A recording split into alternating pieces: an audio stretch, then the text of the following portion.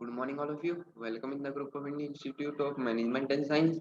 आज हम करने वाले हैं the fundamental unit of life का चैप्टर 5 का पार्ट 9, जो कि आज लास्ट पार्ट है। इसमें मैं आपको सारे ऑर्गेनालीज के बारे में बता दूंगा। सेल ऑर्गेनाली जो कि कुछ रह गई थी, जैसे कि माइटोकॉन्ड्रिया रह गई थी, एक हमारी वैक्यूल्स रह गई थी, और एक हमारी कौन सी रह गई थी, प्लास्टिड्स रह गई थी। और उसके बाद मैं लास्ट में आपको सेल डिवीजन के बारे में बताऊंगा। तो चलो स्टार्ट करते हैं पहली स्लाइड से। तो पहली स्लाइड में एक बार हम वही देख लेते हैं कितने ऑर्गेनालीज होती हैं, कौन कौन सी ऑर्गेनाली हमने पढ़ ली। तो पहली स्लाइड में खोलता हूँ आपके आगे सब इम्पोर्टेंट सेल ऑर्गेनालीज। तो ये सेल ऑर्गेनालीज थी कुछ। तो इन सब का काम क्या था मैंने आपको बताया था। एंडोप्लाज्मिक रेटिकुलम का काम क्या था, गोल्गी एपेटस का काम क्या था, लाइसोसोम्स का काम क्या था, ये सब मैंने आपको बताया था। एंडोप्लाज्मिक रेटिकुलम का काम क्या था बताओ।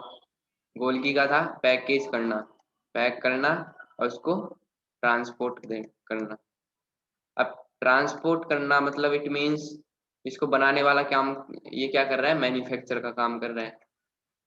मैन्युफैक्चर का ये क्या कर रहा था, मैन्युफैक्चर कर रहा था प्रोटीन्स वगैरह फैट्स वगैरह। उनको ट्रांसपोर्ट कौन कर रहा था, गोल्गी एपेटाइटिस कर रहा था।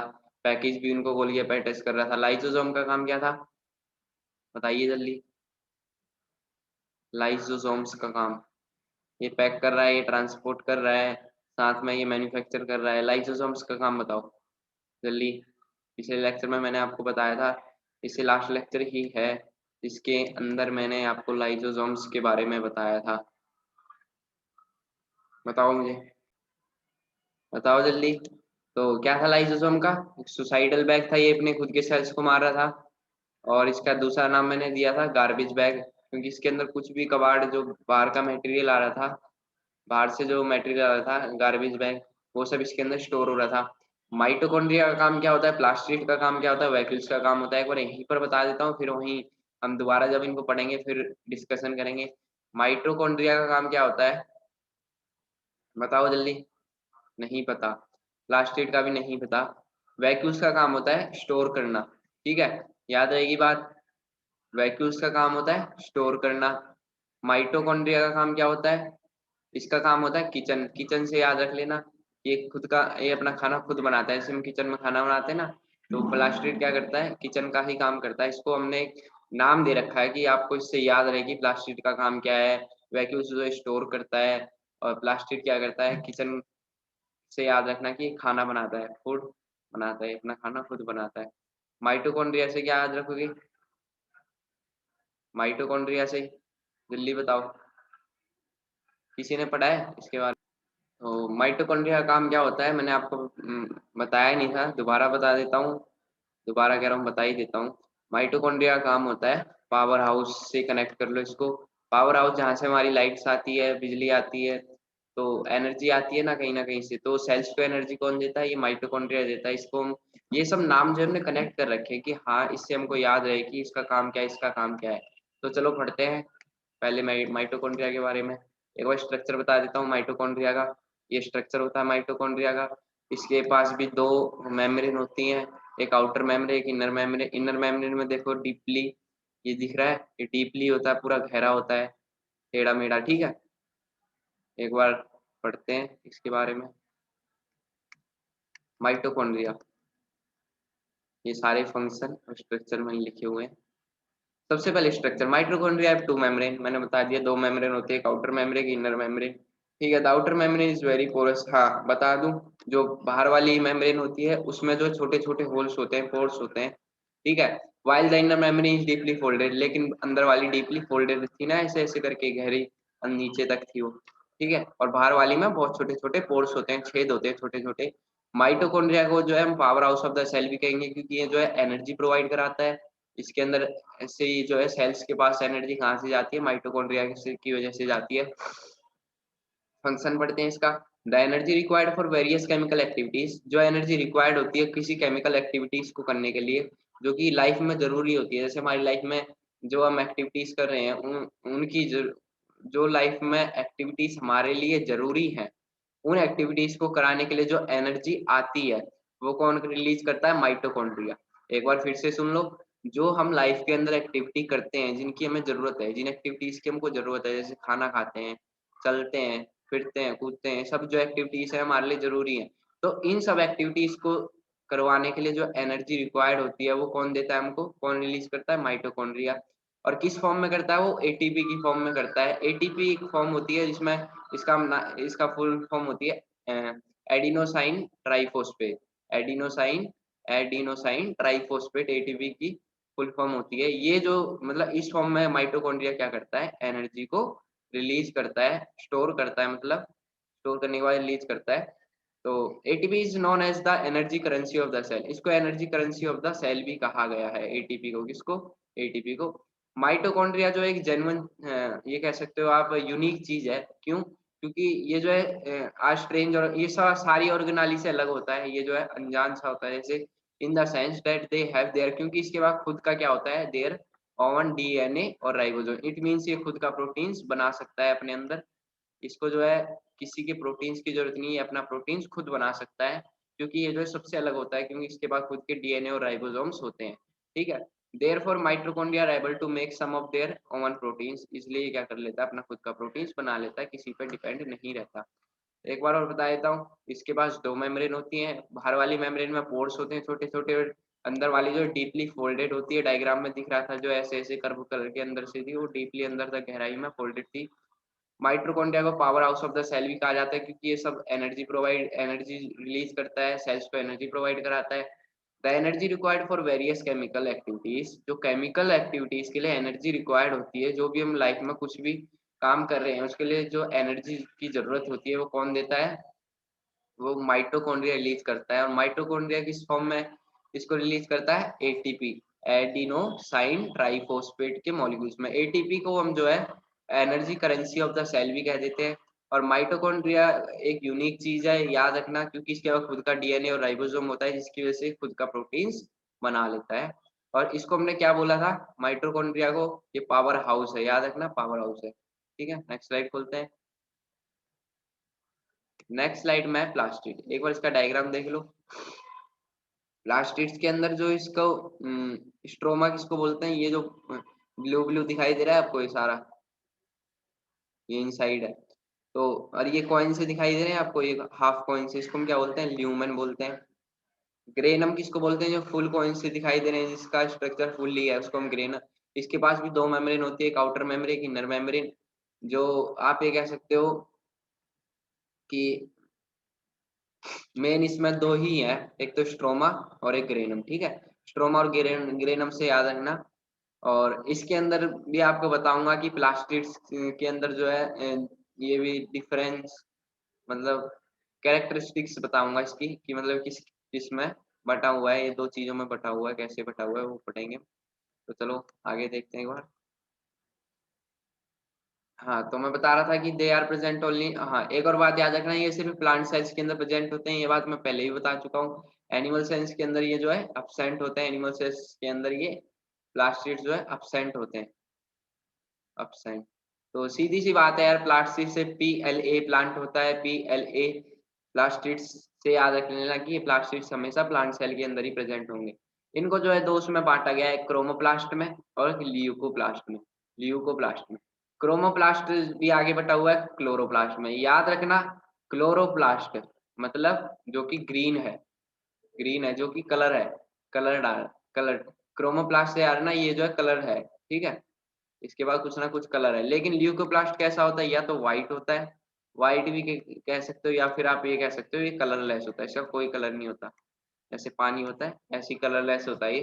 ठीक है, क्रोमोप्लास्ट मींस जिसके पास क्या होंगे, क्लोरो, क्लोरोफिल सुना है, क्लोरोफिल, क्लोरोप्लास्ट होंगे, उसको हम क्या बोलते हैं, क्रोमोप्लास्ट। जिसके बाद क्लोरोप्लास्ट की कुछ ना कुछ क्या होगी, या आप ये कह सकते हो कुछ ना कुछ आइडेंटिटी है क्लोरोप्लास्ट की, जिसकी वजह से जो क्रोमोप्लास्ट है वो ग्रीन दिखाई देता है, मतलब कलर वाला दिखाई देता है। ल्यूकोप्लास्ट जो है ब्लैंक होता है, मतलब कलरलेस होता है।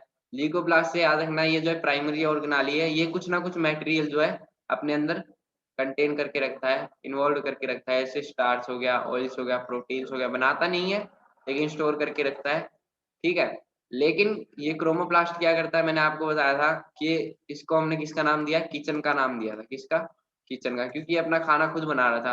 तो इट मीन्स क्लोरोप्लास्ट की वजह से क्या होता है, क्लोरोप्लास्ट की वजह से हमेशा याद रखना पत्ते जो है ग्रीन रहते हैं, ठीक है।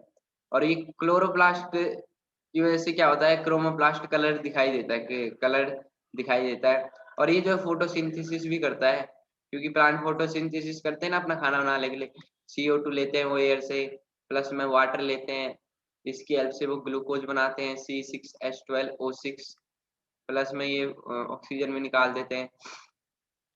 तो ये क्या करते हैं, अपना खाना खुद बनाते हैं, इसको हमने किचन से जो है कनेक्ट कर रखा है। The internal organisation of the plastic consist of numerous membrane layer embedded in the matrix और स्ट्रोमा। मैंने आपको डायग्राम में बताया था कि ये जो है बहुत सारी लेयर कंटेन करके रखता है, लेकिन जो सारी लेयर एक उस पे होती है, मतलब न्यूमरस मेम्ब्रेन का मतलब है। स्ट्रोमा क्या था, स्ट्रोमा, एक बार बैक स्लाइड चलते हैं, दिखाता हूँ स्ट्रोमा क्या था।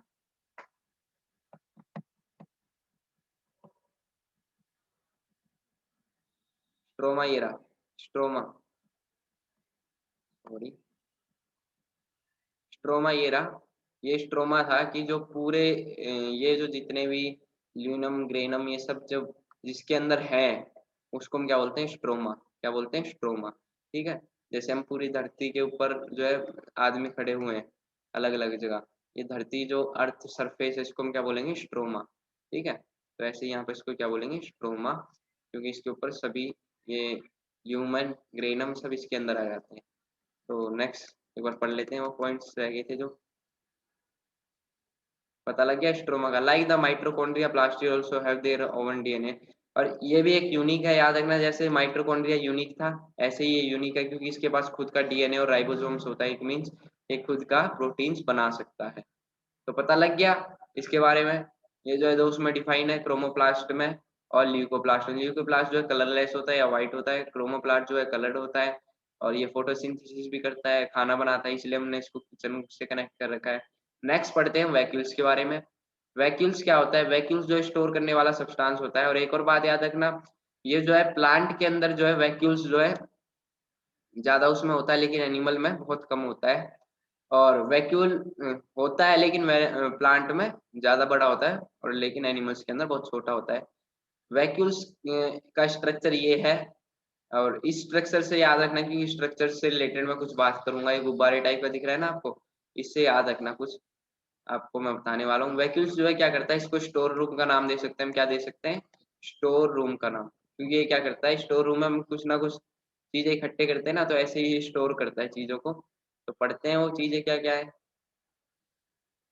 Vacuoles are storage sacs for solid और लिक्विड, लिक्विड और सॉलिड की चीजें अपने अंदर स्टोर करता है ये, ठीक है। वैक्यूल्स आर, ये पहले भी पढ़ा चुका हूँ मैं। वैक्यूल्स वैक्यूल्स जो स्मॉल साइज्ड होता है एनिमल सेल्स के अंदर, लेकिन प्लांट सेल्स के अंदर ये लार्ज होता है।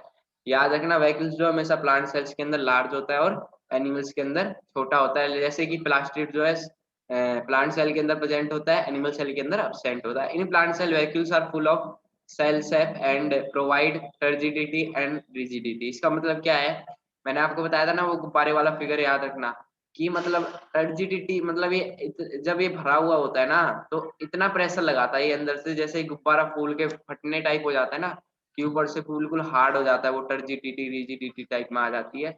हार्ड जैसे उसके अंदर पानी भरते हैं तो हार्ड टाइप का हो जाता है। एक तो गुब्बारा फुलाते हैं हम, वो तो अलग से दिखाई देता है, अगर उसके अंदर पानी भर देते हैं वो ऐसे हिलता रहता है गुब्बारे की तरह, पानी हिलता रहता है उसके अंदर। तो ऐसे ही टर्जिडिटी रिजिडिटी आ जाती है इसके अंदर, जब हम इसके अंदर स्टोर कर, जब इसके अंदर कुछ ना कुछ स्टोर हो जाता है।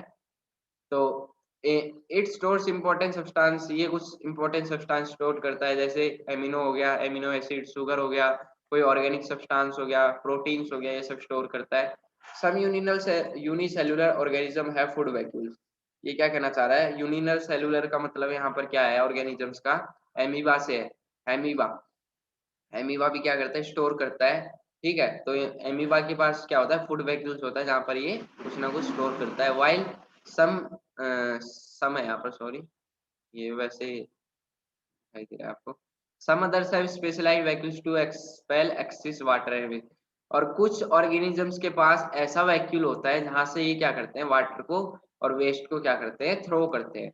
यहाँ पर मैंने यूनिसेल्युलर ऑर्गेनिज्म से किसको कनेक्ट किया था, एमीबा को। ये क्या कर रहा था, स्टोर कर रहा था, फूड वैक्यूल्स था, इसके बाद ये फूड स्टोर कर रहा था। लेकिन कुछ ऑर्गेनिजम्स के पास वैक्यूल कैसा होता है, ऐसा वैक्यूल होता है जहाँ से ये वाटर और वेस्ट को थ्रो आउट कर देते हैं अपने से बाहर। हाँ, एक और चीज, तो लास्ट लेक्चर तो है ही, मैं सोच रहा था कि इसी में बता देता हूँ आपको सेल डिवीजन के बारे में। सेल डिवीजन क्या होता है ये हमने पढ़ा नहीं था, कुछ वर्ड आए थे तो हमारे आगे सेल डिवीजन से रिलेटेड, वो मैं आपको बताना भूल गया था। एक बार वो वर्ड देख लेते हैं, wait a minute. Cell division देख, मियोसिस आया था एक, तो कौन कौन से आए थे, एक माइटोसिस आया था, एक तो माइटोसिस आया, सॉरी एक बार इसको अलग से ही कर लेते हैं। सेल डिवीजन हमारे पास करना है, इसके अंदर दो टाइप के, ये जो है दो मेन टाइप के होते हैं, एक होता है माइटोसिस होता है एक, और एक मियोसिस होता है। मियोसिस, याद रखना कि माइटोसिस और मियोसिस में क्या फर्क होता है ये भी बताऊंगा, और सेल डिवीजन को कैसे। सबसे पहली बात याद रखना, सेल डिवीजन को अगर सेल को डिवाइड करना है तो उसके न्यूक्लियस को सबसे पहले हमको डिवाइड करना पड़ेगा। किसको? न्यूक्लियस को। जब तक आप न्यूक्लियस को डिवाइड नहीं करोगे तब तक सेल डिवाइड नहीं होगा। तो सबसे पहले हमको क्या डिवाइड करना पड़ेगा? Nucleus. When we divide nucleus then we divide cell division, तो हम उसका सेल डिवीजन कर सकते हैं। ठीक है, तो सेल डिवीजन जो है दो प्रकार से होता है, माइटोसिस से होता है और मियोसिस से होता है। लो स्पेलिंग अच्छे से लिख देता हूँ मैं यहाँ पर, माइटोसिस और मियोसिस। ठीक है, माइटोसिस से याद रखना, अगर इसके पास मान लो 2n है तो ये जो आगे डॉटर बनाएगा या जो भी बनाएगा आगे अपना जो बर्थ बनाएगा तो वहां पर 2n ही बनाएगा। ठीक है, जैसे हमारी जो रिप्रोडक्शन चलती है, जैसे हम आगे बच्चे पैदा करते हैं, आगे हमारे जैसे हम मम्मी पापा हैं, अब हम हैं, उसके बाद हमारे बच्चे होंगे, फिर आगे उनके बच्चे होंगे। तो ऐसे यहाँ पर मैं आपको बताना चाह रहा हूँ, जैसे 2n है, 2n से क्या होता है, ये जो माइटोसिस है, जैसे अगर 2n है तो ये 2n में ही बटेगा, आगे जो भी डॉटर सेल होंगे वो 2n में ही आएंगे। लेकिन मियोसिस में क्या होता है, मियोसिस में कि जो जैसे मान लो ये n है, ये 2n है, ठीक है, इसके पास 4 क्रोमोसोम्स है। माइटोसिस में देख लो एक बार, अगर इसके पास 4 क्रोमोसोम्स है तो सभी के पास 4 क्रोमोसोम्स आएंगे, जो इसके आगे सेल डिवीजन होगा उसके हर एक सेल डिवीजन के पास जो है 4 क्रोमोसोम्स आएंगे। लेकिन मियोसिस में क्या होगा, जैसे मान लो इसके पास 4 क्रोमोसोम्स है तो हर एक के पास जो है 2 क्रोमोसोम्स आएंगे, आधे आधे आएंगे, याद रहेगी बात, उसके आधे आएंगे, जितने उसके पास थे उसके आधे आएंगे, तो पूरे नहीं आ पाएंगे। मियोसिस और माइटोसिस में ये फर्क था। सेल डिवीजन कराने के लिए सबसे पहले हमको न्यूक्लियस को डिवाइड करना पड़ता है। तो आज 5th चैप्टर खत्म होता है यहीं पर हमारा। तो मुझे आशा है कि ये चैप्टर आपको अच्छे से समझ आया होगा। Goodbye, have a nice day. Next chapter हम करने वाले हैं टिश्यू चैप्टर, वो मैं जल्दी आपको पूरा करा दूंगा। गुड बाय, अच्छे से पढ़िए।